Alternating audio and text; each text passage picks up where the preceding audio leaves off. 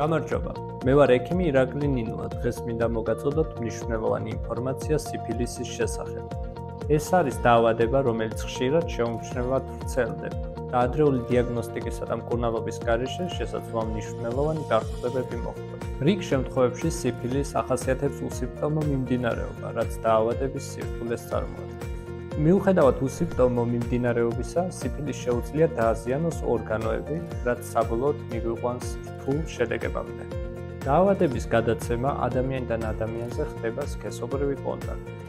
რეგულარული ტესტირება განსაკუთრებით მნიშვნელოვანია მათთვის, ვინც აქტიურ სქესობრივ ცხოვრებას ეწევა. სიფილისის თვით ტესტების გამოყენებით სახლიდან გაუსვლელად რამდენიმე წუთში შეგიძლიათ დაადგინოთ, გაქვთ თუ არა ეს დაავადება ორგანიზმში.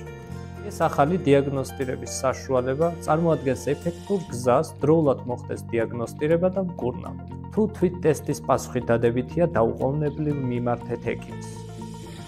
დაავადების ადრეულ ეტაპზე მკურნალობა მარტივია და მეტად ეფექტური. ჯანმრთელობა თქვენს ხელშია. გაუფრთხილდით მას. იყავი ინფორმირებული, იყავი ჯანმრთელი.